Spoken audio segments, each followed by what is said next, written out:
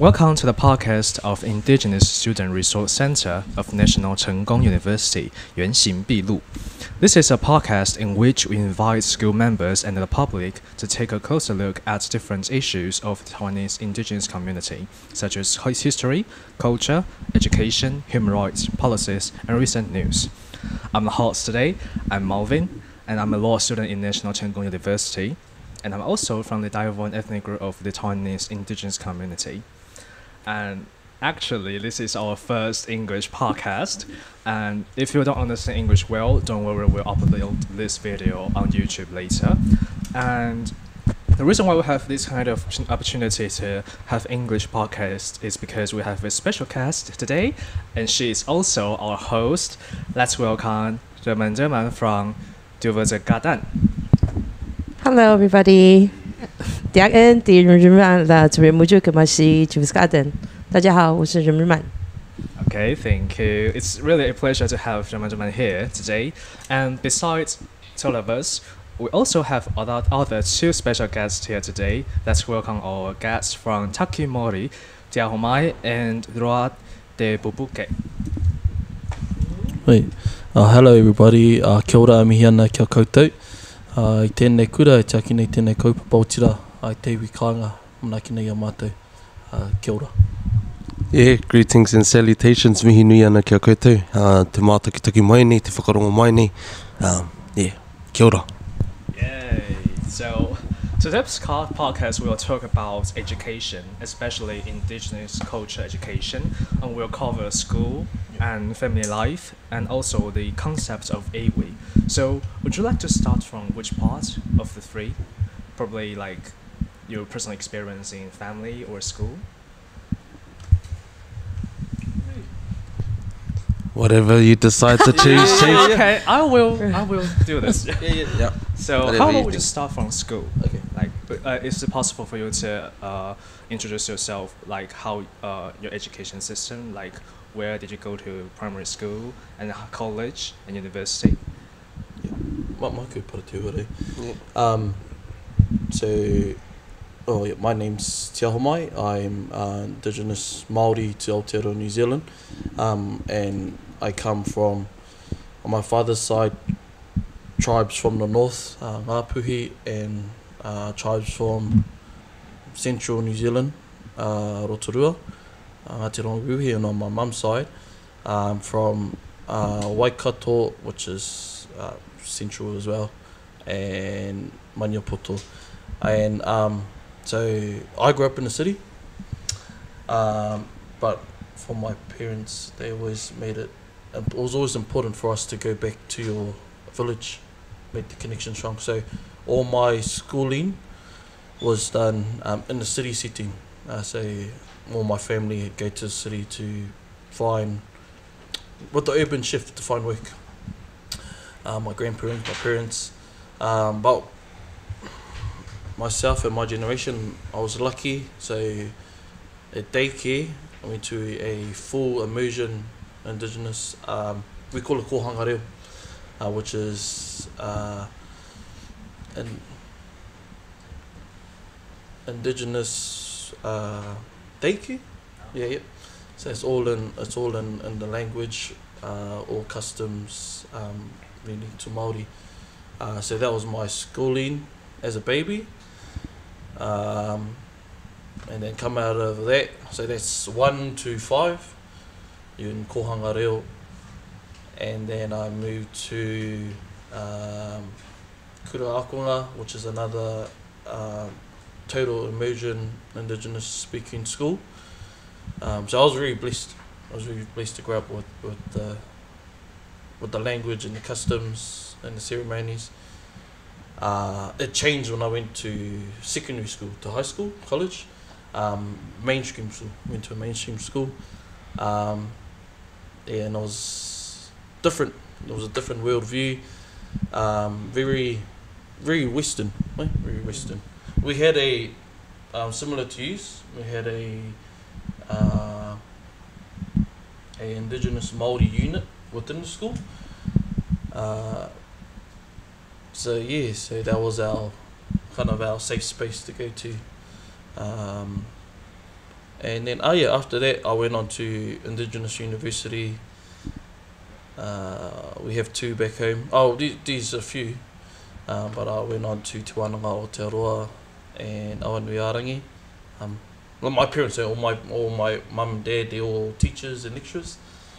And I always said, I'm never going to be a teacher because I grew up with all my family are teachers. And then What happened? yeah, and then I ended up being a teacher. Yeah, but so I went to university to be a student first, and then also become a teacher as well. Teach the language, teach customs. But yeah, it's very normal in my family to see in terms of education. So yeah, I was very lucky. Do you enjoy being a teacher now? Look at his You face. mentioned Look at his you face. feel- Look you at feel like doing that? Yeah, I love the students. Yes, paperwork. No, but yes, I love contributing and giving back to my people, my culture. So yeah. Okay, thank you. How about you, Roa? Yeah, well, kia ora again. My name's Rua Te Fupuke. Similar to my tuakana. Started off at Indigenous daycare. Same again, from like 1 to 5. I then moved to primary school. How would you describe Finlayson? Yeah, which is a bilingual school made up of many different units. So we've got a Māori unit, Samoan unit, and then we've got mainstream. But the Māori unit there was very strong. Te Ngārumaki Reo is the name of the unit. After there, went to high school, and I went to 2 different high schools in different parts. The first one being Te Kura Māori o Ngā Tapuai, which is total immersion in our language and in our culture. And then I shifted to a mainstream school that still had a Māori unit, Ngā Puna o Waiorea, Western Springs. And then after high school, I went on to like a private school for design to learn about graphic design and arts. So yeah, but no, wicked. Lovely. So, because both of you have experienced like early age education in Māori culture, and afterward in college you went to the mainstream college and university, right? So, is there any difference you feel or strongly think, there's a big difference when you come to the mainstream education system? Yeah. I think one thing to remember in a Indigenous worldview, particularly a Māori worldview, Māori education is different to, academic education. It's a different system. So I just got to say this before I come back to your question.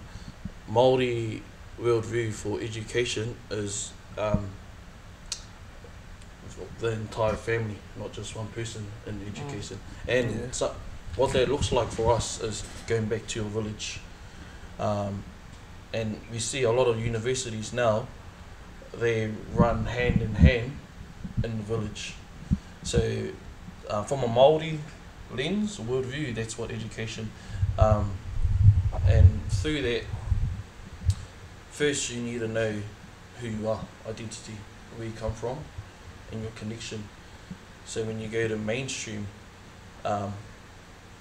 you're strong in who you are. So that's important to know. Another thing to remember is in the 1980s, so maybe 40 years ago, was revitalization. We call it the renaissance of all the arts and the Māori culture, particularly the Kohanga Reo, which was the Indigenous language for our babies. All our arts, so weaving, tattooing, martial arts, it all was revitalized in the 80s.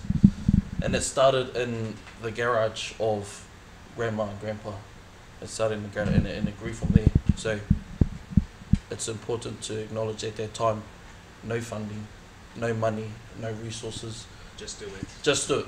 Yeah. Just do it. And that was the mindset of our ancestors, just to just to do it for the young ones coming through, and to hopefully one day they're strong enough to go out and pursue this type of education and bring it back to the people. Yeah, to the village. Yeah. What else is there? Yeah, so Kohanga Reo, definitely a big one, which is after the Kohanga Reo, which is the babies. Then we have kura kaupapa, which is full immersion primary, middle school and secondary school.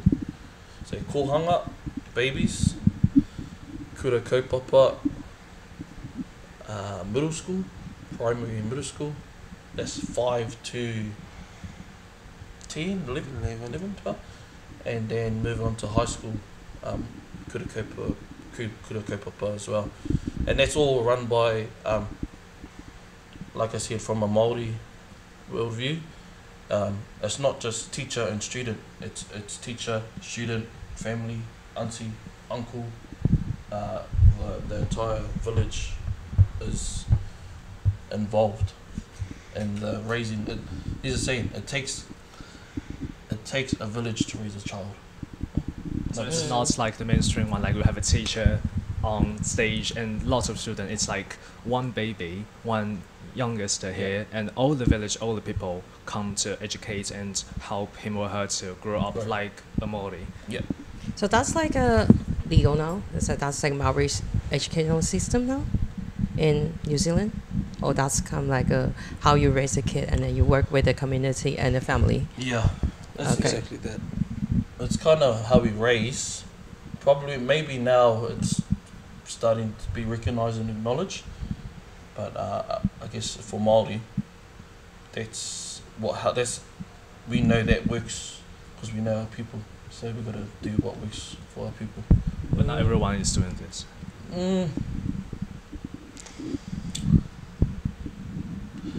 Slowly. It's a starting. progress. Yeah, it's a progress. It's a progress, and there is starting to become more acceptance in these approaches, purely because the results are starting to speak for itself.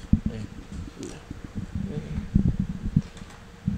I think it's really important for people to know who we actually are. Yeah. Because like there are quite some similar situation in Taiwan. Like for example, my parents, they moved to a big city simply because there are more opportunity for work and also opportunity for us to receive better education, like resources. And yeah, it's quite lucky for me because if I were not in the big city, probably I would not sitting here in the good university. But it's also something a little bit pity because I lost the connection between my village and my tribe. Yeah.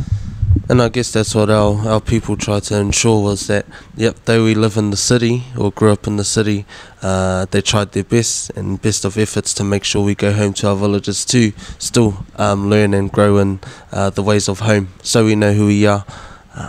Yeah. To add to that, so we grew up in Auckland, the big city, and because Auckland pan-tribal, so a lot of urban Māori like moved there for work. But we're lucky in Auckland because we have many tribes and many tribes hold different cultural events. So for some, maybe for those who aren't fortunate to travel back to village, we use those events to bring the village. Yeah, Auckland. So you can connect in, like, so you have performing arts, you have kapahaka, you have the big Polyfest festival, you have the Ahurea festival, you have Mani Kōrero, which is formal speech making festival, which all of our schools attend and all of our students attend. So very lucky. If you can't get kids to the village, you bring the village to the city. Yeah, to the city. Yeah, it's not really happened to a big city in Taiwan, I guess. Yeah, it depends. I think, well, we just came back from Taidong. I think Taidong, well, it's not big city, but Taidong got the vibe to bring the village to the city. But for Tainan, where we are now, it's a bit difficult, I think. Probably we Yeah. have some resources for Yeah. language learning, but that's all, I guess. Yes, I think that's why the resource center from the university, that's really important for the urban indigenous students here. Yeah, but one center, but it can help all the students in the university to connect back to their home, but that's maybe hundreds different communities. It's a lot of work here. Yeah. And besides, the student also have to have this kind of willing to have connection with their people. Mm. And so I think it's really nice that both of you have a chance to connect with the people at an early age. And you also mentioned that there are a Māori units in university, right? So I think it's quite likely Indigenous Center here in Taiwan. So what did you do in the Māori unit in university? Is there something special that you would like to share? So with my mum and dad, they went through. So we're lucky. So we have units in it, but we also have institutes. Indigenous universities. We have 3: Te Wānanga, Aotearoa, Awanuiarangi, and Raukawa. We might have a few more, but those are the three total major universities. But I was exposed to that through my mum and dad. They were pioneers in terms of the Māori language. And it started on the village, on the marae, a program, a course, and different ages. So we had, like, we were youth at the time, we were doing some of the programs, and then we had our aunties and uncles doing it as well, and we also had our grandmothers and grandfathers doing it as well. So it started there, it kind of grew bigger over time, and then it formed the 3 universities, Indigenous universities now. So everything started from learning the language, right? Started from learning the language, and singing and dancing kapaka. That I believe it was through the language singing that retained in terms of remembering our culture and bringing it through. And then in terms of education, it started with the language, and then it just blew up from there in a good way. Language, then customs, protocols, ceremonies, and exposure. What was I going to say? One more thing I was going to say. The language was a very strong one. But for me, my passion I really enjoyed was martial arts. Especially traditional martial arts, Mai Taiha, Mai Raka, and that's the pathway I went. So the language paved the path, paved the way, and then so that was it. My thinking was, okay, how can I create another pathway for my people that want to pursue traditional martial arts? So so I taught traditional martial arts in Indigenous at Te Wānanga Aotearoa, the Indigenous University back home. Fantastic, really, because like for my people, like most of the young people of my community, we don't understand the Taiwan language, and this is something like I would like to do, and my people like to do to rebuild the language, because the elders still understand, but the young people probably they don't have the knowledge of using this language, and because language carries lots of things, carries culture, carries the way we perceive this world, and as long as we have this language back again, we can, like just you say, path other paths to other particular fields. So I think really important that what you just said is like all the progress is kind of like a really strong base, and then you grew up within the progress, and then you find your way. Like you found like martial arts like one thing you can really focus on, and to help help more young people. Or what about you, Dua? Yeah, well, Art. Yeah, mine was definitely the arts. Yes. And that's coming off like being from an artistic family as well. But again, the core foundation is always the language, and it's like we believe the language and everything else that we do goes hand in hand. You know, like for him, be language and his martial arts. For me, it's my language and learning the traditional Māori arts. They go hand in hand because you gain a deeper understanding when you know the language and then what you're learning about. Where if you just learn about, say, for me, just the arts, and if I didn't have the language, I wouldn't be able to grasp like a full understanding of what I'm learning about. So, yeah. It's like me back in the community. I'm kind of like a big sister, but actually I grew up in the city when I was 5. Yeah. And then I went study in the US and the UK. Oh, wow. I came back like when I was 26. Then 26 I started to learn Paiwan again, because I didn't. Because of my background, which is I kind of refused to be the next chief, so that's why I use study as a reason to travel. Yeah. But well, at the end, I just like you. I don't want to be a teacher. And I'm a teacher. Yes. So I totally understand.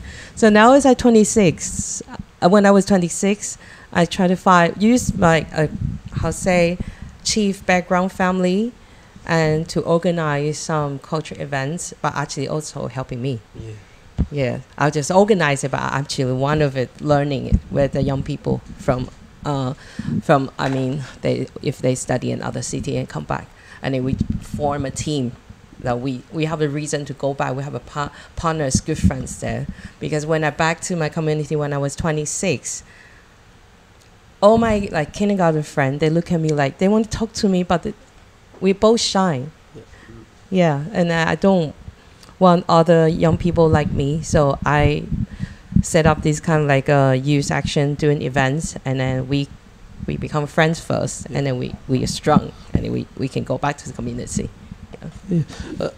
I was the same. So when I was 5, I did my first cultural performance, and I walked on stage, and I seen my mum and dad in the crowd, and they were the judge. It was a performance, competitive performance called. I think it's called Mana Rangatira now, but it was a cultural performance, and it was a competition. And the first people I seen was my mum and dad, and then it was funny because I seen them and I said, "No, I don't want to do this." And I walked off the stage. I was 5 years old. I left the stadium and I kept walking, and I didn't come back to my Māori culture until I was in my teenage years, maybe 18. So from when I was 5 to middle school, high school, college. I went to do something else. I did dancing. I did. What else did I do? I was in a band. Wow. Yeah. It wasn't until I went to college and I met this man called Hori Pomana. Very strong man. And next minute I'm performing, and then my mum and dad go to him and said, "What did you say to him? Because we've been trying to get him to do it, but he could never do it." He was just different. So he made me a bit more proud to come back. Yeah, probably additional to that, when we were kids was we used to learn Māori singing and dance under the wing of his parents, and there'd be all of us in it, but he would be on the side. He'd be on the side practicing cartwheels and backflips and dancing. But as he said, in time he found him again, and maybe he found it again, to come back to his old Māori, to his Māori world. So, me ana toku. After we all come back to who we are, that's that's definitely. It doesn't matter like how long it takes for us to come back to who we are, but at least we start the path. Yeah. And eventually we will get there. I think that's the concept for Indigenous students in Yes. Yeah. in our nation or in all over the world to understand this. We don't have to worry about, oh, am I too old to start learning this? Because I'm No, 23 now, Yeah. and this is actually my first year going back to my tribe and to take part in the festival. The we called Tiahomai.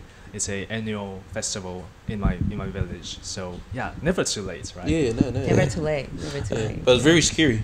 Very scary. Yeah, it's The like first year, nervous? yeah, Yeah. first year, very scary Yeah. and nervous and doing things. Yeah. it's like I'm also raised in a big city, and I only go back to the village during holidays. Yeah. So it's like when I actually Yeah. go to the parts we have festivals, like standing beside, it's like, what should I do now? Yeah, yeah. Will people know me? It's like lots of worry and lots of anxiety, but just dive into it. Yeah. I think. Yeah, because I remember when I back to the community and when I was 26 and joined the Masalu, the Harvest Festival, and one of the elder looked at me, but I know he's related to my blood, and he looked at me like, said, "Mani, you look like a statue, don't move." Yeah, but now we're okay, we're okay. Yeah, He's the yeah, one yeah. like, always helping me, Yeah. push me, doing things. Yeah, yeah. And then, okay, I think one thing he said, "Oh, Mani, now your perfume different." I was like, "Why? My perfume? What do you mean?" And then he said, "You smell like dirt, like soil, like a land now. Good girl." Like, oh, thank you. Yeah. And drenched in your ways of home. Yes, yeah. To leave and actually become a Paiwan people Yeah. Yeah. in the village. So you also mentioned that you actually have a chance to learn the Te Reo Māori at an early age, and I wonder if there are some Māori people, some Māori students, probably they don't have the chance to learn Māori language at an early age. Then is it possible for them to completely learn the language in the Māori units in university? Is it possible? Yeah. I think one I'll pick up on what Rua mentioned earlier is when you learn the language is you can't learn it in isolation. You can't learn just the language by itself, or else it's it needs the wraparound support and aroha. So language, it has to go hand in hand with custom, because it's the same. So Rua was speaking about the arts and the language, me, the language and martial arts. You have to have both. Like if you have just the art without the language, you can't really understand all the nuances and dive deep. But if you just have the language but nothing to connect it to, then the language just sits by itself. Yeah, so the language 40 years ago, so we're very lucky. Generation above us went now to speak the language, B2, our grandparents, and then our parents had to find a pathway to learn again. So for their generation, it was just about learning the language first. Doesn't matter, you just learn. Now, today, 40 years later, it's about learning your mother tongue from your village. It's about learning your tribal language now. That's the difference. That's the difference, but that's where we need to go now. Because before you just had to learn. It doesn't matter. It's just about now, because language needs to go with identity. So now it's about going to learn your unique dialect and your language from your village, because that's how you can connect back into it. So what you're seeing back home, and this is interesting, is a lot of not just Māori but non-Māori, Western non-Māori learning the Māori language, and then more Māori going back to their village and trying to learn their own language. So the language is going through a big transformation at the moment. So yeah, it's about, for now, 2025, about going back to your own village and learning your mother tongue from your village. Yeah, I think additional to that, and it's like, as you spoke on, like the generation above us was purely to just learn the language so we know the language is going to survive now. Yeah. And now time and age and our generation now, the language is thriving. Yeah. Now we've got the opportunity to go back home and learn our, as you said, specific dialect, specific to home or to our villages. So, yeah. I think what's different for myself, because I grew up in the city, there's a lot of different tribes. So, my fruit salad. Yeah, my language from my village is not that strong. Me personally, because I can kind of speak a little bit of that village's dialect, that village. But when it comes to myself, because I grew up in the city, I don't really have that strong from a language speaking. But inside, I know who I am and where I'm from. So yeah, it's about finding a balance. Yeah. I agree with that, because I apply a Paiwan language class here in Tainan, but my teacher at that time was from the northern Paiwan. Yeah. But I'm central Paiwan. Yeah. So what I learned from him is different pronunciation. Yeah. And then when I'm back to the community, and my boo said, "Mommy, what's wrong with your language?" Yeah. Because we are learning language in the classroom, it's like what we learn English. So it's like, okay, the teacher told us this, so we'll study this, but it's actually not something we actually use in our own home. Yeah. Yes. Yeah. I think we've all had a bit of those kind of experiences. Like I remember going home one time and I said a word specific to another tribe, and they're like, "Oh, you from there?" Yeah. But as my tuakana said, it's because we grew up in the city and surrounded by many tribes. I'd say it's like a fruit salad. We've learned many different languages or dialects from the different tribes that we're surrounded by. So, yeah. You have a chance to go back to your own, to learn your own language and own custom in your personal village. Yeah, so on my mother's side, I need in terms of the language spoken in the village, you don't really hear it anymore. So we gotta research and find how they spoke it. So we gotta start again. And one of the ways of doing it is you have to go back to your environment, because we have a saying, Iahu mai te reo, mai te taia. The language came from the environment. Your environment, so Mother Nature, Earth Mother and Sky Father. So, and it's about for us going back to our home environment, our village, going back to Mother Nature and listening again. And then trying to interpret what she's saying. Yeah, but because every environment's different, so it'll be unique to your village. So yeah, it's we have to rediscover that journey again. But like I said, there's the spoken language, but there's also the world view. The world view, that's really important. One more thing. So my daughter, and my wife here, they've gone to have a play. They might come back. But she's 4 now, and I've just been watching her interact in the world, speak. And to me, she's more Māori than me, because how she sees the world. So when she creates Māori words,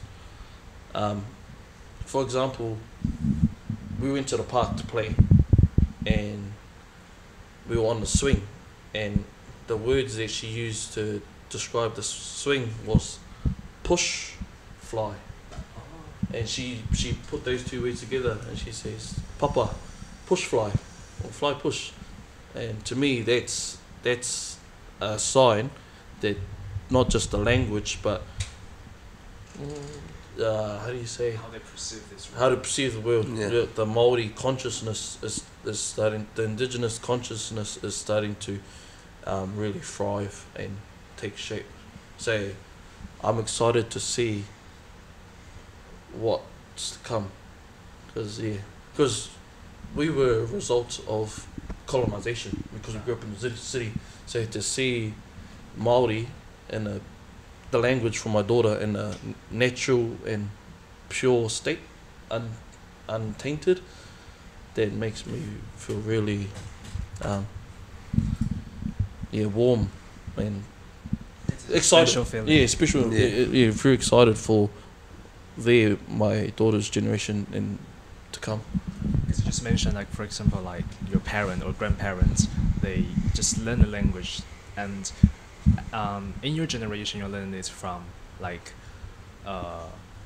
from living in a city and going back to the village. Yeah. It's like a different way of learning. Yeah. And for your daughter, and as you are as a father now, like she's like, how do you educate her at her early age to become in a multicultural way? Because you just say that she has this kind of That's a very the big way question. of Yeah. Well, so look, yeah, because I was raised in the village with my mum and dad, and they were very did a lot of work for the community. So that mean they were away from their family. So there was me and my siblings. So they didn't really get to see my mum and dad when I was a kid, because they were doing the work for the people. My grandparents raised me, and me and my younger brother, the older two. And then in my later years, got to spend more time with my mum and dad. Maybe when my dad got sick, he got sick with cancer, and then got to spend more time with my mum and dad. But for me as a father, one thing that's really special that me and my wife, we do is a bit like Brianna. We take our baby everywhere.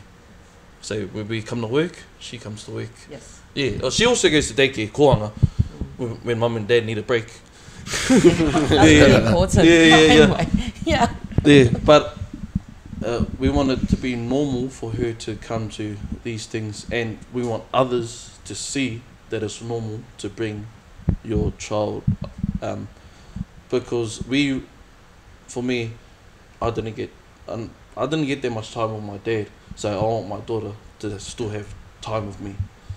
So as much as I'm giving back to my people and my village, I want to give just as much time back to my daughter and my family and my wife too.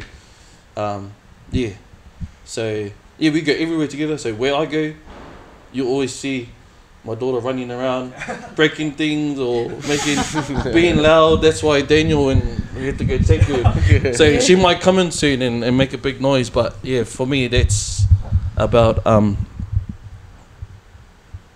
to raising my rano.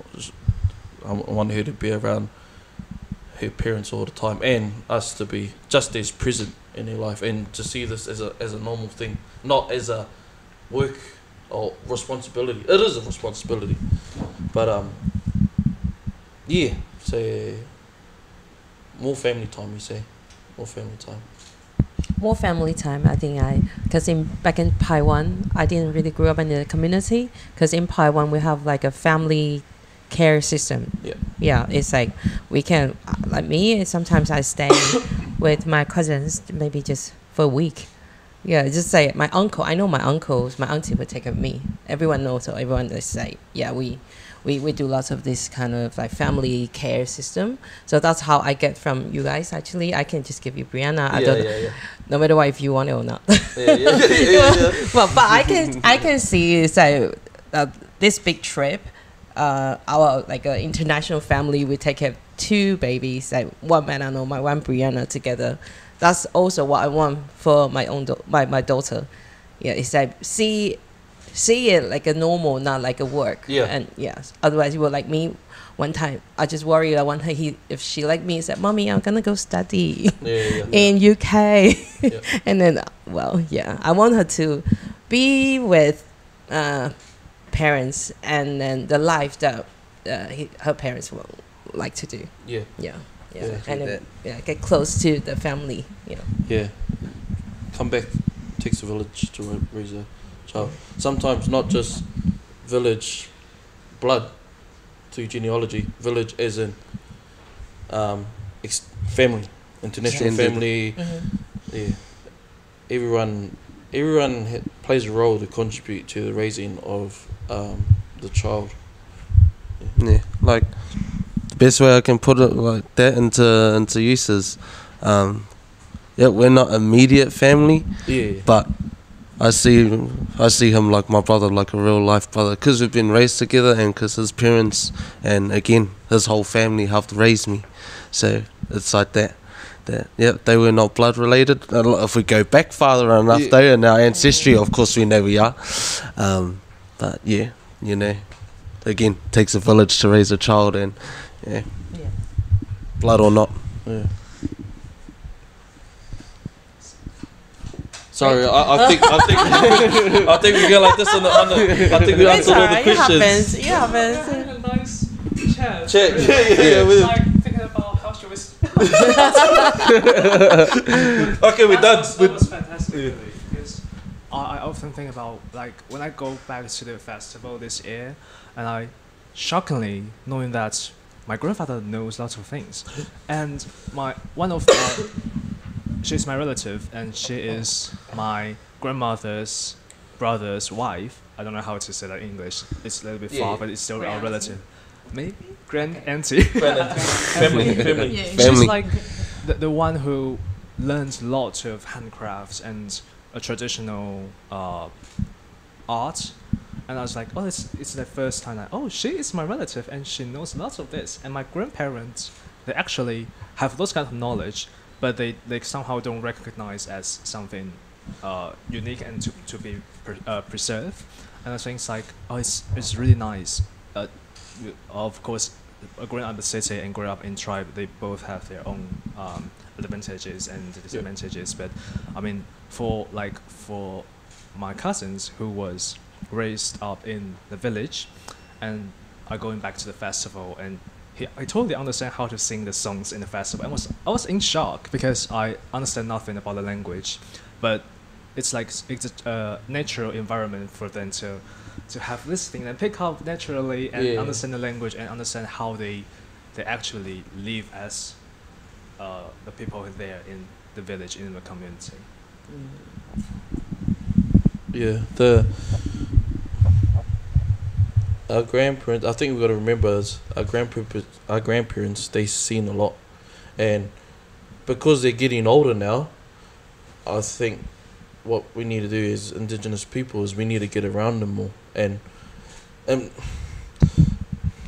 because they grew up in an age where it was yes, it was do it. You can't say yes or no. It was just do it. But we grew up in an age and we could ask questions. Why? Grandparents never allowed to say why. They say why, you get a slap on the head. But now, what I'm seeing is, even though, because maybe they've just done it for a long time, like 30, 40 years of just doing, they don't get the space to unpack. So as the younger generation, we need to be able to hold space for our grandparents and just get around them and listen more. I think my generation, we talk a lot. Yeah. We talk a lot. But as one thing I value about our grandparents is they really knew how to observe and how to listen. And I think we still have a lot to learn. Yeah. Might be, clever in other things, but we need to be able to learn how to observe more and listen more. And Yeah. shut this more. And this, because I know sometimes we just get grandpa, but I think if we can look past that and actually, because they actually, and it's not until you sit down and have a coffee and cup of tea and you ask questions, and then for me I go, you do know, so you did grow up with this, but they just could never speak about it. So for me, I've been trying to go back to all the elders a lot, and it's a different time too. We can talk like this now, openly and safe. So for me, I'm asking really a lot of questions from my elders. Why this? Why that? And then they ask, why you ask question? Because today you need to learn not just what you do, but why you do it. That's important, especially now, and everything evolving and changing. It's important to understand why do you do. Just not the behavior. Just not the it's behavior. It's also the background concept of why we need to do this again and again. Yeah. So it's really important in ceremony and why we do it, and doesn't matter what the answer is as long as you know. That's the more important thing. Because and I come back to the language, you can learn the language, but if you're not strong or if you don't know why you're learning it, you know, it's just paperwork. Yeah. So you have to come back to who you are and why you do it. And it's important now for us to go back to learn all the practices and customs. So that's why. And that's what we're doing at the moment back in Aotearoa. We're running, how do you say wānanga? What's a wānanga? Seminar? Probably we should Wait for the bell. short break for 10 seconds. Coffee break.